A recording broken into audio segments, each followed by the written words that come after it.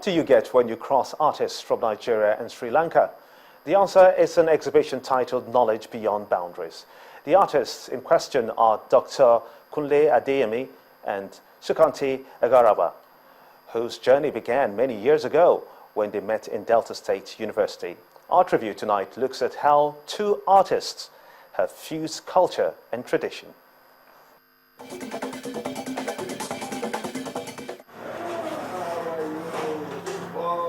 They are from two different worlds and have a different approach to their art. Kunle Adeyemi is into pantograph, while Sukanti Agaraba is more hooked on painting. But they teamed up after a program at the Delta State University Abraka and decided to put up an exhibition years after.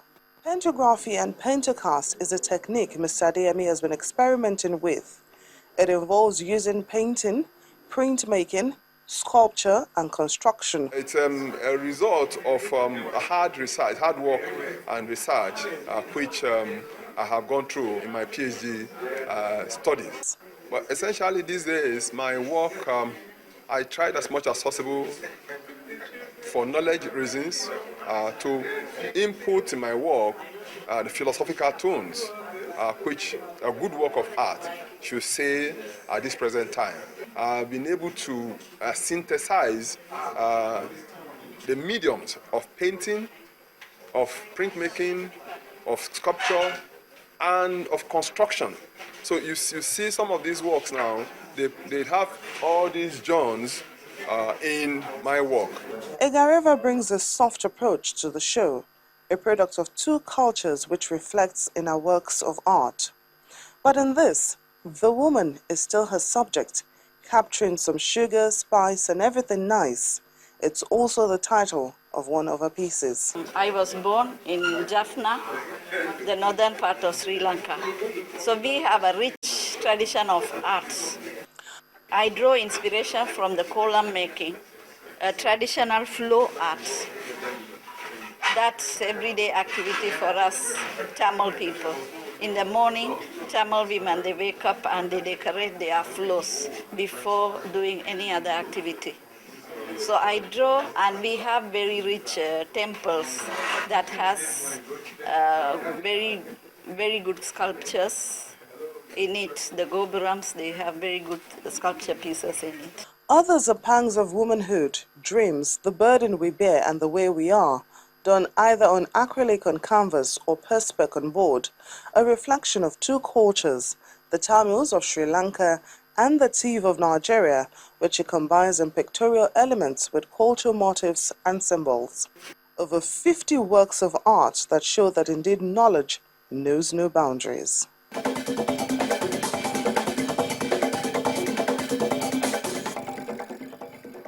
The presidency has refuted claims of selective prosecution of alleged corrupt public officials. The presidency says that President Muhammadu Buhari does not interfere with the works of anti-corruption agencies, and therefore whoever is involved in corruption should face the law, stating that corruption has no political party, religion, nor ethnic group. The presidency is responding to allegations said to be made by the PDP Senate caucus. In a statement by the Senior Special Assistant to the President on Media and Publicity, Malam Garba Shehu, the presidency described allegations of selective fight against corruption as wild and says that such claims should not have come from respected, noble and distinguished members of the hallowed Senate of the Federal Republic of Nigeria. Malam Shehu states that the claim is false and belongs to the past and not the present. Public officials and the other leaders accused of corruption by relevant agencies should plead their innocence, not plead malice. The president's spokesperson also condemned the allegations of alleged harassment by officials of the Department of State Security. Malam Shehu says that any individual or group of individuals who considers their legitimate political and civil rights infringed upon by the DSS or INEC or anyone or institution at all is advised to seek protection and redress under the Constitution and laws of the Federal Republic of Nigeria. He assured that impunity would not be condoned under President Muhammadu Buhari's watch and that the rule of law will govern every aspect of lives.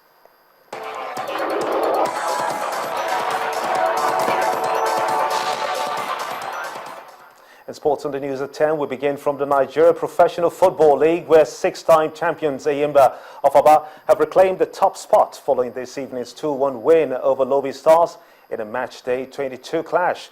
Eyimba now have 4 points from 22 matches, but will drop to second if Sunshine Stars beat FC Eyimba on Monday. El Kanemi Warriors beat Kwara United by 2-0, while Bayelsa United held defending champions Kano Pillars to a 1-1 draw.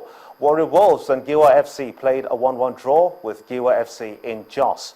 Wicketers dropped crucial points at home as they could only draw goalless with Nasarawa United.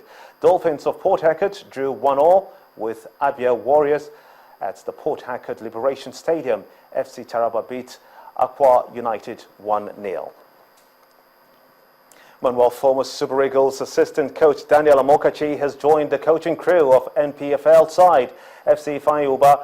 Also, former Super Eagles goalkeeper trainer Ike Shoromo will take charge at the club as the goalkeeper trainer.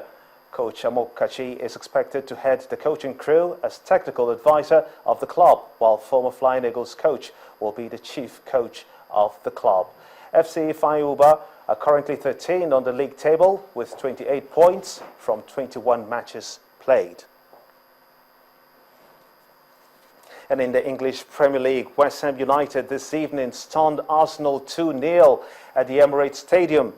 Sheiko Kuyat and Mauro Sorate capitalized on two Petrocek's mistakes to start their 2015-2016 EPL campaign on a good note. They scored first when Dimitri Payet's curling kick was headed home by Kuyat after Cech missed the flight of the ball. West Ham again made the most of the chances, and Cech made another mistake when Sorate seized a loose ball to take an early shot that squeezed past the stunned goalkeeper. Southampton held Newcastle United to a 2-1 draw at the St James Park. Barcelona striker Neymar will miss the start of the Spanish league after he was diagnosed with mumps. The Brazilian international is expected to be out of 2 weeks and will also miss the European Super Cup against Sevilla on Tuesday and the Spanish Super Cup against Atletico Bilbao on August the 14th and 17th. Well, he is also expected to miss the league opener against Atletico Bilbao on August the 23rd. He scored 39 goals last season as Barcelona won the treble.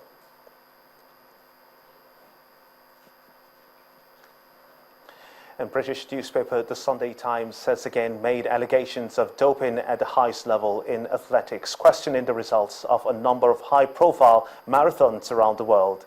The claim follows last weekend's revelation, which have caused turmoil within the sport just weeks before the World Championship starts in Beijing on August the 22nd.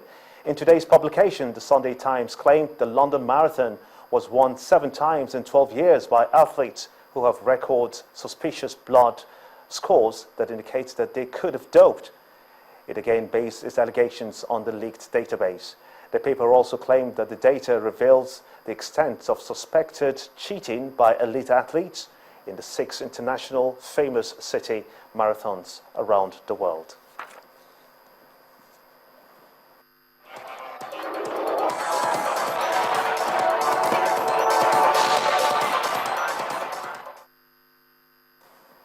More stories now. The Joint Task Force in Niger Delta says that it has arrested six suspected pirates who killed 4 soldiers and policemen in Nembe, Bayelsa State. A statement issued this evening by Lieutenant Colonel Isa Ado, the JTF spokesperson, explained that the 6 suspects were arrested during a raid at a community in Degama local government area of Rivers State. The suspects are believed to be the pirates who attacked and killed 6 soldiers and a policeman in Nembe, Bayelsa State. Zanzibar may be regaining its freedom from Houthi rebels as pro-government forces in Yemen, backed by Saudi-led airstrikes, are reported to have retaken the city. The city of Zanzibar, which is the capital of the southern Abiyan province, has witnessed heavy fighting in recent times. Its loss would be another big blow to the rebels, coming a month after the retake of Eden by pro-government militias. The militants were said to have been driven out of a key airbase this week following the loss of Eden. Reports say that at least 19 people were killed and more than 150 injured in fighting over the weekend in Zanzibar and the surrounding area.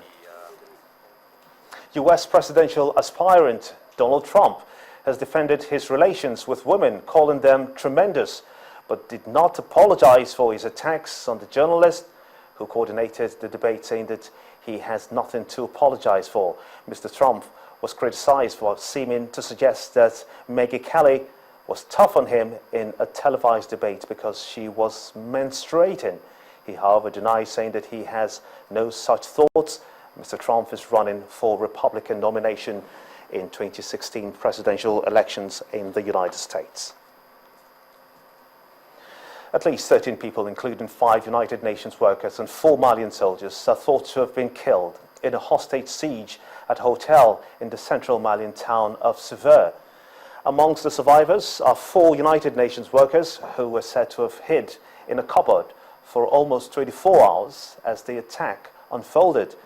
The suspected Islamist gunmen had retreated to the hotel after attacking a nearby arms base. The siege was ended after government troops stormed the building rather early on Saturday, and 4 of the gunmen are dead and 7 have been arrested. No group has yet claimed responsibility for the attacks. And the main news again, leaders of the Ogoni land have expressed delight as President Muhammad Buhari directs a cleanup of their community affected by oil spills. They say that the region is ready for the exercise. And President Muhammad Buhari has ordered the CBN, the NNPC, the NPA and other agencies to make remittances only into a treasure single account. The President says that the exercise is meant to facilitate compliance and promote transparency.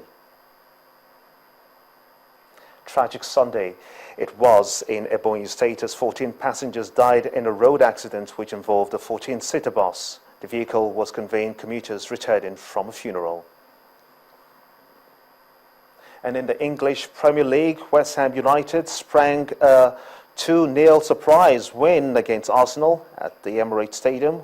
West Ham took advantage of Arsenal's goalkeeper's error to win the encounter. And that's how it's been on the news at 10 tonight. I want to thank you so much indeed for being a part of it. I'm Eyimba on behalf of all of us here. It's good night.